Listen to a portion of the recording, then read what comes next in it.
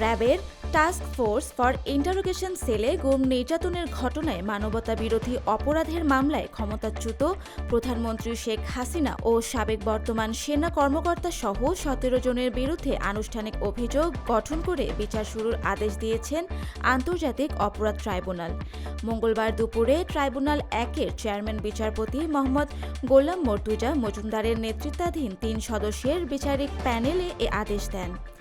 অন্য ২ সদস্য হলেন বিচারপতি মোহাম্মদ শফিউল আলম মাহমুদ ও অবসরপ্রাপ্ত জেলা ও দায়রা জজ মোহাম্মদ মহিতুল হক এনাম চৌধুরী।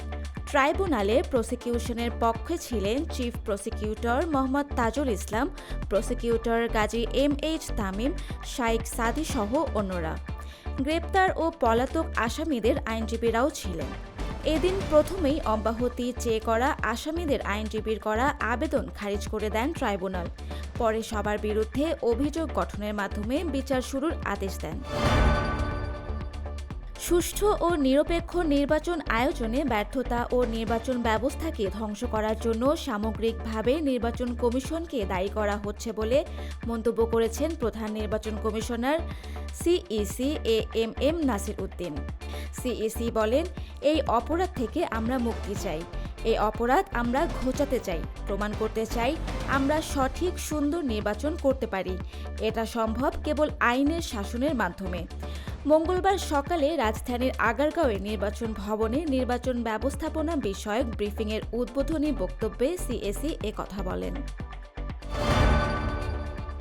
জমিয়তে উলামায়ে ইসলামের সঙ্গে বিএনপির নির্বাচনী সমঝোতা হয়েছে বলে জানিয়েছেন দলটির স্থায়ী কমিটির সদস্য সালাউদ্দিন আহমেদ। তিনি বলেন, যে সমস্ত আসনে তাদের সঙ্গে আমাদের সমঝোতা হয়েছে সেখানে বিএনপির প্রার্থী থাকবে না।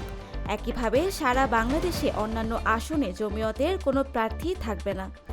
মঙ্গলবার গুলশানে বিএনপি চেয়ারপারসনের রাজনৈতিক কার্যালয়ে এক সংবাদ সম্মেলনে এসব কথা বলেন তিনি।